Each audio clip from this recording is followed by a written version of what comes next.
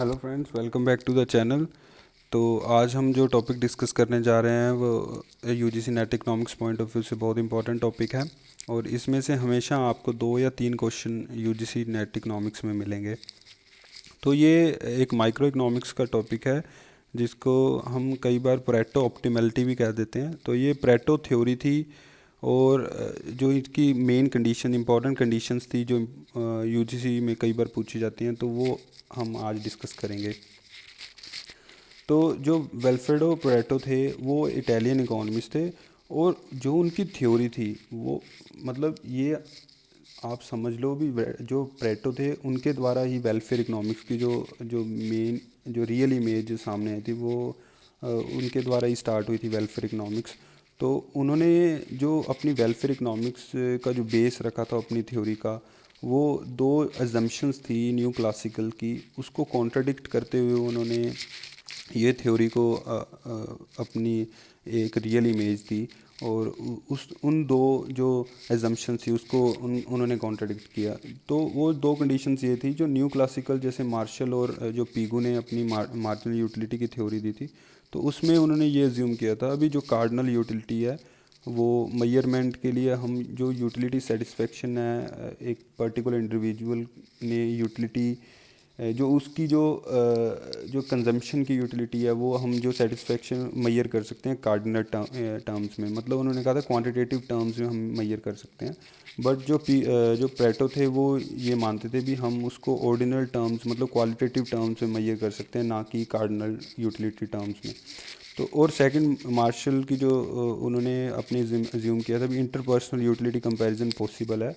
कहने का मतलब ये है भी एक बंदे की जो सेटिस्फेक्शन है यूटिलिटी जो गेन की है एक बंदे ने, तो उसकी जो सेटिस्फेक्शन है हम कंपेयर कर सकते हैं दूसरे से। तो बट ये परेटो ये मानते थे हम ये जो बहुत कॉम्प्लेक्स है हम इसको कंपेयर नहीं कर सकते। और जो परेटो थे उनका जो मेन डिफरेंस था जो मार्शल और पीगो की थ्योरीज़ में थ्योरी के हिसाब से, तो परेटो ये बोलते थे जो या उनकी जो अपनी पब्लिकेशंस हैं उसमें पता लगता है भी जो परेटो वो एज ए होल मतलब वेलफेयर इकोनॉमिक्स को लेके चलते थे पूरी कंट्री के हिसाब से। बट मार्शल और पीगो ने in point of view of individual बताया था भी क्या सेटिस्फेक्शन हो सकती है और कैसे हम उसको मुहैया कर सकते हैं। तो जो परेटो थे उनकी जो वेलफेयर इकोनॉमिक्स की जो कई उन्होंने एजम्पशन ली एक थ्योरी बिल्ड करने के लिए।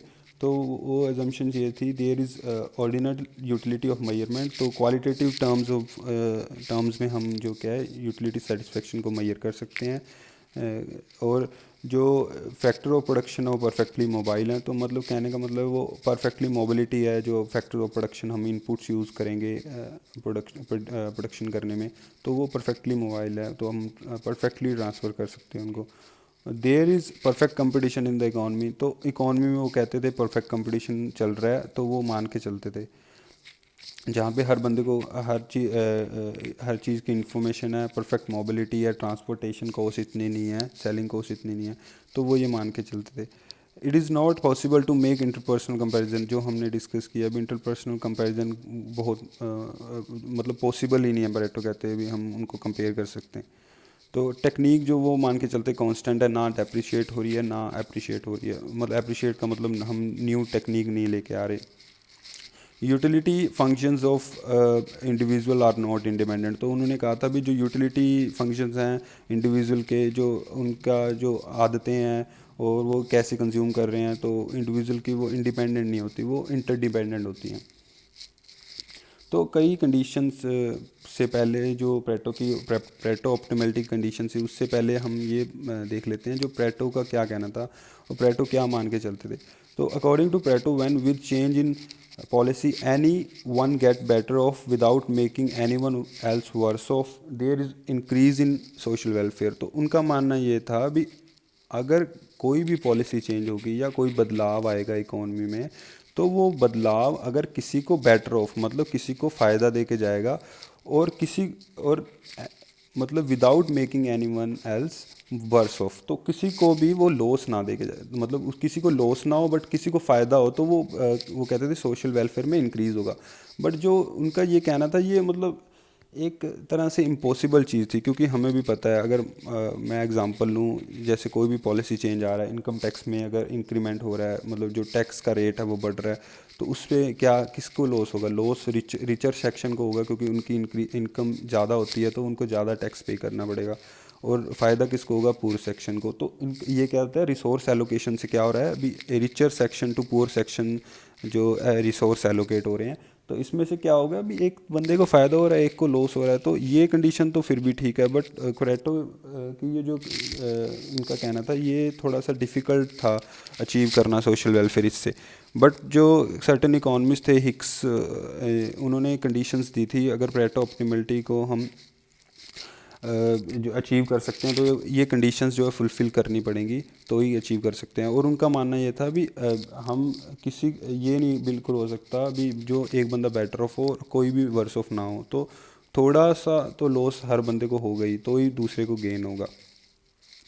तो जो हिक्स थे, उन्होंने जो फर्स्ट ऑर्डर कंडीशन, मतलब जो पहली कंडीशंस दी थी, वो उसको मार्जिनल कंडीशन से डिनोट किया था। और उन्होंने कहा था ये फर्स्ट ऑर्डर कंडीशन है, मतलब नेसेसरी कंडीशंस हैं फुलफ़िल करने के लिए, अगर पेरेटो ऑप्टिमलिटी अचीव करनी है तो उन्होंने फर्स्ट कंडीशन जो थी दी थी, वो ऑप्टिमम एलोकेशन ऑफ कमोडिटीज़ था। मतलब जो कमोडिटी हम एलोकेट कर रहे हैं कंज्यूमर में, वो इतनी ऑप्टिमम और एफिशिएंट होनी चाहिए भी, जो marginal rate of substitution of commodity X and Y of A consumer, मतलब जो ए कंज्यूमर एक्स और वाई की जो कमोडिटी कंज्यूम कर रहा है, तो उसका जो मार्जिनल रेट ऑफ सब्सटीट्यूशन है, मतलब वो कितने सेक्रीफाइस कर रहा है एक्स की यूनिट ताकि वो वाई को कंज्यूम कर सके, तो वो इक्वल होना चाहिए, ए कंज्यूमर का भी और बी कंज्यूमर का। मतलब वो कहते थे भी हर कंज्यूमर का marginal rate of substitution equal होगा जो भी वो कमोडिटी कंज्यूम कर रहे हैं, तो ये ऑप्टिमम एलोकेशन होगी कमोडिटी की।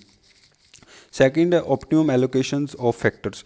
तो उनका मानना ये था, जो प्रोडक्शन में हम फैक्टर्स यूज़ कर रहे हैं, तो उसकी जो ऑप्टिमम एलोकेशन होनी चाहिए, तो ऐसी एलोकेशन होनी चाहिए कि बाद में अगर एंड में उनको अपने री एलोकेट करना क्या पॉसिबल ना हो सके, मतलब प्योरली एलोकेट मतलब हो चुके हों फैक्टर्स जो प्रोडक्शंस के हैं।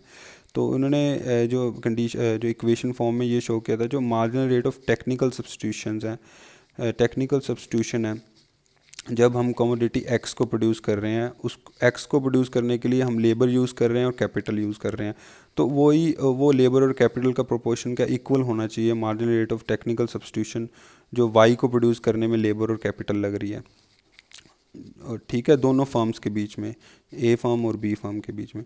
तो थर्ड कंडीशन ये थी भी प्रोडक्ट मिक्स और demand mix, there should be proper composition of output according to demand of consumer. तो उनका कहना ये था भी जो प्रोडक्ट मिक्स या इकॉनमी में जो प्रोडक्ट बन रहा है, वो अकॉर्डिंग टू क्या होना चाहिए, डिमांड ऑफ कंज्यूमर होना चाहिए। जैसे कंज्यूमर डिमांड कर रहा है उसके हिसाब से जो कंपोजिशन होनी चाहिए कमोडिटीज़ की, और आउटपुट वैसे प्रोड्यूस होना चाहिए। तो उन्होंने जो इक्वेशन दी थी, वो marginal rate of product transformation of X and Y commodity, जो प्रोडक्ट ट्रांसफॉर्मेशन हो रही है एक्स और वाई की, ठीक है, दो कमोडिटीज़ की, वो इक्वल होनी चाहिए marginal rate of substitution X for Y of A consumer is equal to marginal rate of substitution X for Y of B consumer. तो कहने का मतलब ये है अभी जो प्रोडक्ट ट्रांसफॉर्मेशन हो रही है वो अकॉर्डिंग टू कंज्यूमर हो रही है, उनकी डिमांड के हिसाब से हो रही है। फोर्थ जो कंडीशन थी, वो ऑप्टिमम डिग्री ऑफ स्पेशलाइजेशन। तो the resources should be allocated properly. तो कहने का मतलब ये है भी, ये कंडीशन ये कहती है भी जो रिसोर्स हम यूज़ कर रहे हैं प्रोडक्ट को ट्रांसफॉर्म करने के लिए, वो क्या, वो अच्छे से एलोकेट होने चाहिए, चाहे वो रॉ मटेरियल्स हैं, कोई भी हम लेबर को इंटेंसिव, कैपिटल इंटेंसिव, जो भी हम रिसोर्सेज लगा रहे हैं एक प्रोडक्ट को ट्रांसफॉर्म करने के लिए, वो जो एलोकेशन है वो दोनों जो फर्म्स हैं उनकी marginal rate of product transformation for both x and y commodity of a firm should be equal to marginal rate of product transformation x and y of b firm। दोनों का जो rate है product transform करने का, वो कैसे resource उन्होंने use करिए, किस रेट से यूज़ किए, तो वो इक्वल होना चाहिए। तो फिफ्थ जो कंडीशन थी वो ये ऑप्टिमम फैक्टर यूटिलाइजेशन। तो marginal rate of transformation between commodity X and factor L labour should be same between two firms. तो उनका ये मानना था, जो फिफ्थ कंडीशन थी, मार्जिनल रेट ऑफ ट्रांसफॉर्मेशन, जो रेट ऑफ ट्रांसफॉर्मेशन है कॉमोडिटी एक्स को बनाने के लिए हम लेबर यूज़ कर रहे हैं, तो वो दोनों फर्म में इक्वल होना चाहिए। Marginal rate of transformation for commodity X, labour used to produce commodity X of firm A should be equal to MRT, marginal rate of transformation of product X, labour used of B firm. दोनों का marginal rate of transformation equal होना चाहिए। तो sixth जो थी वो optimum factor time है। Factor time मतलब अपने जैसे कितने टाइम तक वर्किंग आवर्स के कॉन्टेक्स्ट में हम काम कर रहे हैं। जैसे marginal rate of substitution, L denotes layer time, Y denotes income. तो ये इक्वल होना चाहिए मार्जिनल रेट ऑफ ट्रांसफॉर्मेशन, कितना टाइम लगा कमोडिटी एक्स को बनाने के लिए, तो ये इक्वल होना चाहिए। मतलब लेयर टाइम मतलब आराम करने के लिए कितना हम टाइम दे रहे हैं लेबर को, तो वो जो इनकम प्रोड्यूस हुई है वो इक्वल होनी चाहिए मार्जिनल रेट ऑफ ट्रांसफॉर्मेशन, जो टाइम ले रहे हैं हम एक्स को प्रोड्यूस करने के लिए। सेवन्थ जो कंडीशन थी वो optimum allocation of money assets, जो मनी एसेट्स हैं उनकी एलोकेशन प्रॉपर होनी चाहिए इकोनॉमी में, तो ये जो क्या है ये सेवन्थ कंडीशन फुलफ़िल हो सकती है। और जो पूरी सेवन कंडीशंस हैं, जो मार्जिनल कंडीशन है वो पूरी हो सकती हैं। तो कहने का मतलब ये है, जो मार्जिनल रेट ऑफ सब्स्टिट्यूशन जो Y1 डिनोट कर रहा है वो फ्यूचर जो इनकम है लैंडर की, और जो Y अकेला शो कर रहा है ये प्रेजेंट इनकम है लैंडर की। मतलब जो लैंडर ए से डिनोट किया हमने लैंडर को, और वो marginal rate of substitution of income, future income of B and present income of B, मतलब ब्रोअर की जो इनकम है प्रेजेंट और फ्यूचर उसके इक्वल होना चाहिए मार्जिनल रेट ऑफ सब्स्टिट्यूशन, तो ही ये कंडीशन फुलफ़िल होगी। और ये सेवन कंडीशन जो मार्जिनल कंडीशन है फर्स्ट ऑर्डर कंडीशन है, और ये नेसेसरी कंडीशन है बट सफिशिएंट नहीं है। तो हिक्स कहते थे भी सेकंड ऑर्डर कंडीशन भी पूरी होनी चाहिए, तो ही सफिशिएंट कंडीशन, जो सेकंड ऑर्डर कंडीशन है वो सफिशिएंट कंडीशन मानी गई है हिक्स के द्वारा। तो second order condition states that all ICs मतलब indifference curves should be convex and transformation curves should be concave to origin. तो उनका मानना ये था अभी जो इंडिफरेंस कर्व्स हैं वो कन्वेक्स होंगे ओरिजिन से, मतलब कन्वेक्स होंगे तो ही जो डिमिनिशिंग मार्जिन रेट, क्योंकि diminishing margin rate of substitution की वजह से ही ये कन्वेक्स होते हैं, क्योंकि हम एक को सेक्रीफाइस करते हैं दूसरी कमोडिटी को, एक कमोडिटी को सेक्रीफाइस करते हैं दूसरी कमोडिटी को कंज्यूम करने के लिए। तो और ट्रांसफॉर्मेशन कर्व है जो वो कनकेव होना चाहिए ओरिजिन, ताकि मार्जिनल रेट ऑफ जो ट्रांसफॉर्मेशन है वो इंक्रीजिंग टर्म्स में हो, तो इंक्रीज़ कर रहा हो।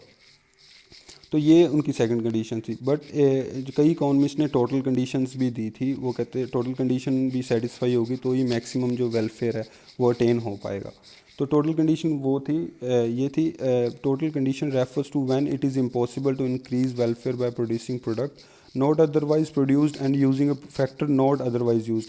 तो टोटल कंडीशन ये थी भी अगर हम उस प्रोडक्ट को प्रोड्यूस करेंगे जो नहीं प्रोड्यूस हुआ और उससे जो सेटिस्फेक्शन लेवल है उसमें कोई चेंज नहीं आएगा, तो कहने का मतलब क्या, कोई फ़ायदा नहीं होगा प्रोडक्ट को प्रोड्यूस करने का, तब वो क्या होगा, ये टोटल कंडीशन पूरा वेलफेयर हो चुका होगा इकोनॉमी में।